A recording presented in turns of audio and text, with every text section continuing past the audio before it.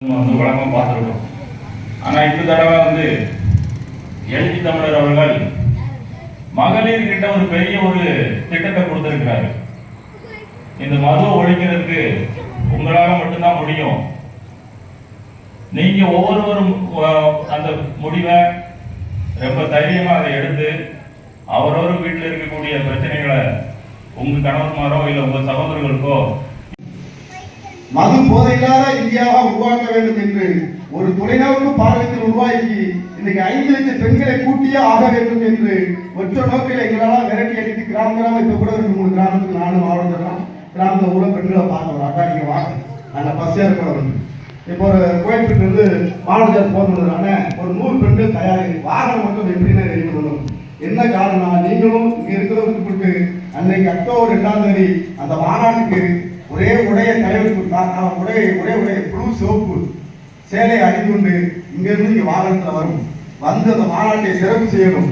ஏனென்றால் அண்ணன் மோச்சனன் சொன்ன மாதிரி இந்த கிராமத்தில் பெரும்பாலும் பார்த்தீங்கன்னா நீங்க மற்ற ஏரியாவுக்கு போங்க. இந்த கூட்டத்தில் சிறப்பு அழைப்பாளராக பங்கேற்றிருக்கும் அண்ணன் முரசு தமிழப்பன் அவர்களை, அண்ணன் லிங்கவளவன் அவர்களை, அண்ணன் இசக்கி பாண்டியன் அவர்களை, அண்ணன் கள்ளத்தில் இருப்பாங்க. இன்னும் கள்ளச்சாராய கலாச்சாரத்தினாலதான் கள்ளக்குறிச்சியில பெருவாரியான இறப்புகள் நடைபெற்றது. அது போலதான் நாளைக்கு மதுரை தமிழ்நாட்டில் மட்டும் ஒழித்தால் பக்கத்து மாநிலத்திலிருந்து வாங்கிட்டு வந்து கள்ளச்சத்தில் விற்கப்படும். அதை குறித்த நம்ம தலைவர் எழுச்சி தமிழர் அவர்கள் மதுவை ஒழிப்பதற்கு தேசிய அளவில் ஒழிக்க வேண்டும் என்று கோரிக்கை விடுக்கிறார். மேலும் இந்த மதுவை எப்படி தேசிய அளவில் ஒழிக்க முடியும் அப்படின்னு கேட்டீங்கன்னா, மதுவை ஒழித்தாக வேண்டும், போதை பொருட்களை ஒழித்தாக வேண்டும் என்கிற கோரிக்கையை முன்வைத்து அந்த ஆர்ப்பாட்டம் நடக்கிறது. அந்த ஆர்ப்பாட்டத்தில் தான் தலைவர் அவர்கள் அறிவிப்பு செய்கிறார்.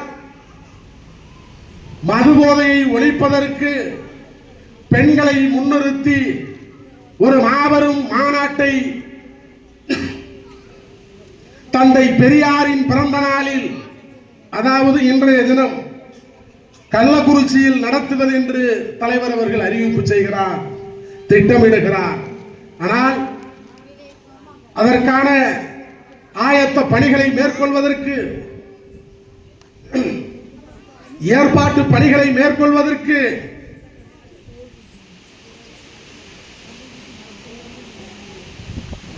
போதுமான கால அளவு இல்லாத நிலையில் தலைவர் அவர்கள் அந்த மாநாட்டை அக்டோபர் 2 காந்தியடிகளுடைய பிறந்த நாள், தந்தை பெரியாரும் மது ஒழிப்பிற்காக போராட்டத்தை முன்னெடுத்தவர். காந்தியடிகள் இந்த நாட்டினுடைய விடுதலைக்கான போராட்டத்தை முன்னெடுத்ததில் அல்லது விடுதலை போராட்டத்தை தலைமை தாங்கியவர் என்று சொல்லலாம். அதே போல அவரும் மது ஒழிப்பிற்காக பெரும் போராட்டத்தை நடத்தியவர். எனவேதான் அவர் பிறந்திருக்கிற மாநிலமாக இருக்கிற குஜராத்தில் அங்கே மதுவிலக்கு நடைமுறையில் இருக்கிறது. இந்தியாவில் இன்னும் சில மாநிலங்களில் மதுவிலக்கு நடைமுறையில் இருக்கிறது. அப்படிப்பட்ட காந்தியடிகளுடைய பிறந்த நாளில் இந்த மாநாட்டை நடத்துவதற்கு தலைவர் அவர்கள் திட்டமிட்டிருக்கிறார். இன்றைக்கு தமிழ்நாட்டு அரசியலில் பெரும் சலசலப்பு ஏற்பட்டிருக்கிறது. திருமாவளவன் என்ன திடீரென்று இப்படி ஒரு மாநாட்டை அறிவிப்பு செய்திருக்கிறார்? அரசியலுக்காகவா அல்லது நாளையே முதலமைச்சராகிவிட வேண்டும் என்கிற எண்ணத்திலா இந்த மது ஒழிப்பு மாநாட்டை அறிவிப்பு செய்திருக்கிறார்? போதை ஒழிப்பு மாநாட்டை அறிவிப்பு செய்திருக்கிறார். ஆளுங்கட்சி கூட்டணியில் இருக்கிற திருமாவளவன் எப்படி மதுக்கடைகளை மூடுவதற்கு போராட்டம் நடத்த முடியும்? அந்த கூட்டணியை விட்டு வெளியே வந்து விட்டல்லவா பேச வேண்டும் என்று அரசியல் காய்களை நகர்த்தி கொண்டு இங்க இருக்கக்கூடிய அரசியல்வாதிகள் அவர்களுடைய சாதிய உணர்வுகளை, ஆதிக்க உணர்வுகளை வெளிப்படுத்துகிற விதமாக இன்றைக்கு கருத்துக்களை பரிமாறிக் கொண்டிருக்கிறார்கள். நாமெல்லாம் தமிழ்நாட்டு அரசியலில் ஒரு தலைவனை பெற்றிருக்கிறோம். எப்படிப்பட்ட தலைவன் என்று சொன்னால் 62 வயதாகிறது. இன்றைக்கும் திருமணம் செய்து கொள்ளாமல் இந்த மக்களுக்காக உறங்க நேரம் இல்லாமல் உண்ண நேரம் இல்லாமல் உழைக்கக்கூடிய ஒரு அற்புதமான தலைவரை பெற்றிருக்கிறோம். அப்படிப்பட்ட ஒரு மாபெரும் தலைவரின் தலைமையிலே விடுதலை சிறுத்தைகள் இன்றைக்கு ஒரு மாபெரும் அரசியல் சக்தியாய் அணிதிரண்டு நிற்கிறோம். தமிழ்நாட்டு அரசியலில் எத்தனையோ அரசியல் தலைவர்கள் தோன்றியிருக்கிறார்கள், எத்தனையோ அரசியல் இயக்கங்கள் தோன்றி இருக்கிறது. அவர்கள் எல்லாம் பல முயற்சிகளை முன்னெடுத்திருக்கிறார்கள். மது ஒழிப்பு போராட்டம் என்பது அவர்கள் வார்த்தையில் இருந்து வருகிற அது ஒரு அடையாள போராட்டமாக வாழ்க்கையில அதுவால் பெரிய அளவில் பாதிக்கப்படாதவர்கள் அரசியலுக்காக முன்னெடுக்கிற ஒரு கருத்தாக போராட்டமாக இருக்கலாம். ஆனால் விடுதலை சிறுத்தைகள் நேரடியாக அதில் பாதிக்கப்பட்ட மக்களை சார்ந்த இயக்கம். அதோடு மட்டுமல்ல, தமிழ்நாட்டு அரசியலில் எத்தனையோ அரசியல் இயக்கங்கள் தனித்து நின்று தேர்தலை சந்தித்திருக்கிறார்கள். அப்படி தனித்து நின்று தேர்தலை சந்தித்து அவர்களுடைய வலிமையை அவர்கள் காட்டியிருக்கிறார்கள். தமிழ்நாடு முழுக்க தேர்தலிலே போட்டியிடுவார்கள். ஒவ்வொரு தொகுதியிலும் 5000 வாக்குகள் 10,000 வாக்குகள் பெறுவார்கள். இப்படி 234 தொகுதியிலும் அவர்களுக்கான வாக்கு வலிமையை பெருக்கிக் கொண்டு அதை கொண்டு ஆளுங்கட்சியோடும் எதிர்கட்சியோடும் கூட்டணி பேரம் பேசுவார்கள். உதாரணத்திற்கு சொல்ல வேண்டும் என்று சொன்னால் விஜயகாந்த் அவர்களுடைய கட்சியை நாம் சொல்ல வேண்டும். 2006 அவர் கட்சி தொடங்கினார். தமிழ்நாடு முழுமைக்கும் தனித்து போட்டியிட்டார். அப்படி போட்டியிடுகிற போது அனைத்து தொகுதிகளிலும் கணிசமான வாக்குகளை பெற்றார். ஒரு சட்டமன்ற தொகுதியில், விருத்தாச்சலம் என்கிற சட்டமன்ற தொகுதியில் அவர் வெற்றி பெற்றார். அதன் மூலமாக அவருக்கு ஒரு மதிப்பு கிடைத்தது. அதை கொண்டு 2011 சட்டமன்ற தேர்தலில் அன்றைக்கு எதிர்கட்சியாக இருந்த அதிமுகவோடு கூட்டணி பேரம் பேசினார். அப்படி அவர் பேசிய அந்த பேச்சுவார்த்தையின் மூலமாக ஒரு கணிசமான இடத்தை பெற்றார். தேர்தல் முடிந்தது, எதிர்கட்சி தலைவராக அமர்ந்தார். அந்த வாய்ப்பு அவருக்கு கிடைத்தது. அடுத்த தேர்தலில் அவர்தான் முதலமைச்சர் என்று அவரது கட்சியினர் பேசினார்கள். அதோடு மட்டுமல்ல, இன்றைக்கு நாம் தமிழர் கட்சி நடத்தி கொண்டிருக்கிற சீமான் பேசுகிற போதெல்லாம் மிக வீரியமாக பேசுவார். ஆனால் ஒடுக்கப்பட்ட மக்கள் பிரச்சனை என்று சொன்னால் அது குடிபெருமை சண்டை என்று சொல்லுவார், அது எங்களுக்குள் இருக்கிற பங்காளி சண்டை என்று சொல்லுவார். அந்த அளவிற்கு ஒடுக்கப்பட்ட மக்களுடைய அரசியலில் விருப்பமில்லாதவர்கள். இன்றைக்கு அவர்களும் தொடர்ந்து தனித்து போட்டியிடுகிறார்கள். சில வாக்கு சதவீதத்தை வைத்து இன்றைக்கு மாநில கட்சியாக அங்கீகாரம் பெற்றிருக்கிறார்கள். ஆனால் தமிழ்நாடு முழுமைக்கும் 234 தொகுதிகளிலும் விடுதலை சிறுத்தைகளுக்கான கிளைகள் இருக்கிறது, விடுதலை சிறுத்தைகளுக்கான வாக்கு வங்கி இருக்கிறது. ஆனால் தலைவர் இதுவரை தனித்து நாடெங்கிலும் தேர்தலை சந்திக்கவில்லை, சந்திப்பதற்கு வலுவில்லாமல் இல்லை, அல்லது சந்திப்பதற்கு துணிவில்லாமல் இல்லை.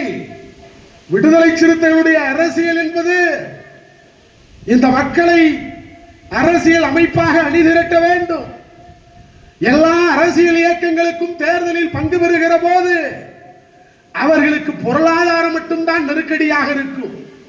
அது மறைந்த ஜெயலலிதாவாக இருந்தாலும் மறைந்த கலைஞராக இருந்தாலும் இன்றைக்கு இந்த நாட்டை வழிநடத்தி கொண்டிருக்கிற, தமிழ்நாட்டை வழிநடத்தி கொண்டிருக்கிற ஸ்டாலின் அவர்களாக இருந்தாலும் அல்லது எதிர்கட்சியாக இருக்கிற எடப்பாடி பழனிசாமியாக இருந்தாலும் இப்படி எல்லா அரசியல் கட்சிகளுக்கும் தடையாக இருப்பது பொருளாதாரம் மட்டும்தான் தடையாக இருக்கும். ஆனால் விடுதலை சிறுத்தைகளுக்கு மட்டும்தான் இங்கே சாதி ஒரு தடையாக இருக்கிறது, பொருளாதாரம் மிகப்பெரிய தடையாக இருக்கிறது. ஏழை எளிய மக்களை, உழைக்கும் மக்களை அடித்தளமாக கொண்டு தமிழ்நாடு முழுமைக்கும் ஊர் ஊராக சென்று எந்த முதலாளிகளின் ஆதரவும் இல்லாமல் மிகப்பெரிய ஊடகங்களின் ஆதரவு இல்லாமல், கோடீஸ்வரர்களின் இலக்கியர்களின் ஆதரவு இல்லாமல் தலைவர் திருமாவளவன் அவர்கள் இதற்கு முன்பு யாரோ நடத்திய இயக்கத்தை அவர் இன்றைக்கு தலைமையேற்றி அல்லது அந்த வழியில் நடக்கக்கூடிய வாய்ப்பில்லாமல் சுயமாக இந்த மக்களின் விடுதலைக்காக விடுதலை சிறுத்தைகள் என்கிற ஒரு மக்கள் இயக்கத்தை கட்டமைத்து நீலம் சிவப்பு நிறம் நடுவில் நட்சத்திரம் என்கிற அந்த கொடியை வடிவமைத்து அந்த கொடிக்கான கொள்கை முழக்கத்தை சாதி மதம் ஒழித்து சமத்துவம் படைப்போம், வர்க்க அமைப்பை உடைத்து வறுமையை துடைப்போம், பெண்களின் உரிமையை மீட்டு நாட்டின் பெருமையை காப்போம், வல்லரசுகளின் ஆதிக்கத்தை வன்மையாக எதிர்ப்போம், தேசிய இன உரிமைகளை மீட்டு தமிழ் தேசியம் காப்போம் என்று 5 முழக்கங்களை முன்வைத்திருக்கிறார்.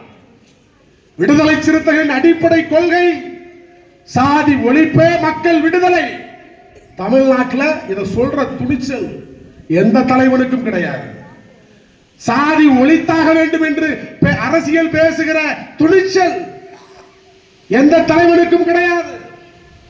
சாதி ஒழிப்பே மக்கள் விடுதலை என்று முழங்குகிற போது தலைவர் திருமாவளவன் பின்னால் இவ்வளவு பெரிய மக்கள் தொகை கிடையாது, இவ்வளவு பெரிய மக்கள் கூட்டம் கிடையாது. ஒரு சாதாரணமான இயக்கமாக மதுரை மண்ணில் தோன்றிய அந்த இயக்கம் இன்றைக்கு தமிழ்நாட்டு அரசியல் தவிர்க்க முடியாத அரசியல் சக்தியாய் நாடாளுமன்றத்தில் 2 நாடாளுமன்ற உறுப்பினர்கள் தனி சின்னத்தில் வெற்றி பெற்றிருக்கிறோம். சட்டமன்றத்தில் போட்டியிட்டதில் 6, வெற்றி பெற்றது 4, தனி சின்னத்தில் வெற்றி பெற்றிருக்கிறோம். 1000த்திற்கும் மேற்பட்ட உள்ளாட்சி பிரதிநிதிகளை, மாநகராட்சியுடைய துணை மேயர் என்று இந்த இயக்கம் இன்றைக்கு பரிணாமம் பெற்று வளர்ந்து நிற்கிறது. இதை பொறுத்துக் கொள்ள முடியாத, சகித்துக் கொள்ள முடியாத சாதி வெறி பிடித்த பித்தர்